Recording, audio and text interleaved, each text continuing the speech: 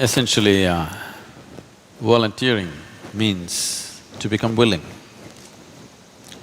or in other words, to become an absolute yes to life.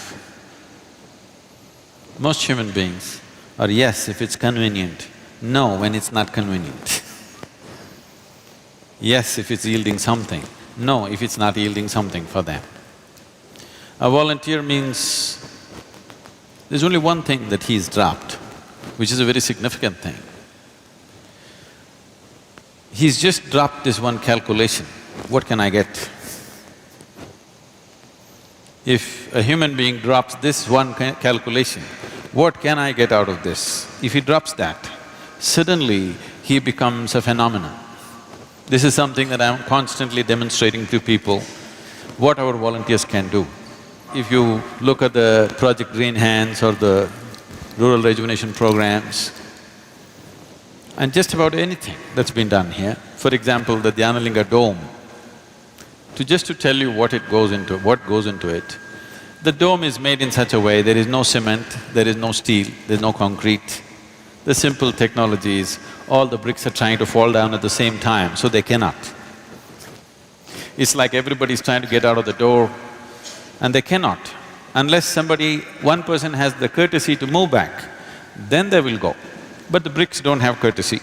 So they keep on trying to come down and they cannot come down. So for this to happen, it took 1.8 lakh bricks to build that. This 180,000 bricks, every one of them was measured to the millimeter by the volunteers. If somebody is little lax, somebody puts a brick which is 2 millimeters less than what it should be, the whole thing may collapse. So I sat down and I spoke to them, see, this is what it means, this is what I'm placing in your hands. You never handled a brick in your life, but you got to measure like this. And men, women, children sat down day and night and they measured and they measured and they measured and they kept these bricks.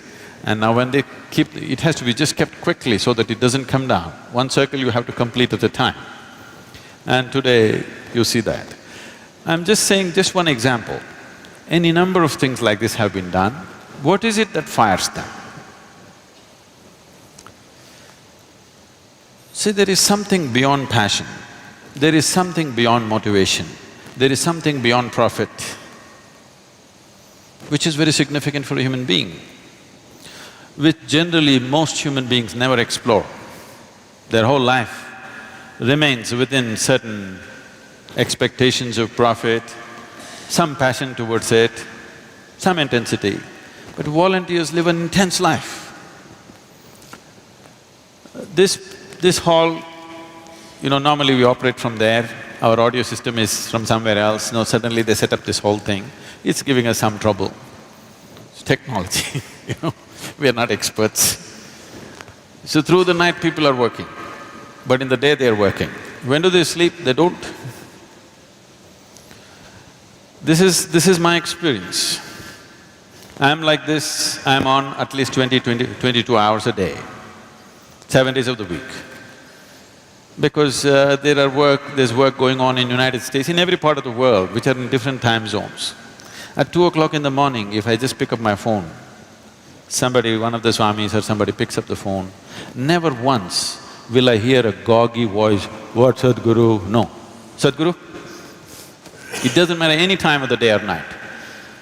This is the greatest blessing, that you constantly live among people who are intense, focused and willing to give themselves to what needs to happen. This is the greatest pleasure a man can have, this is the greatest fortune a man can have, and fortunately we have it.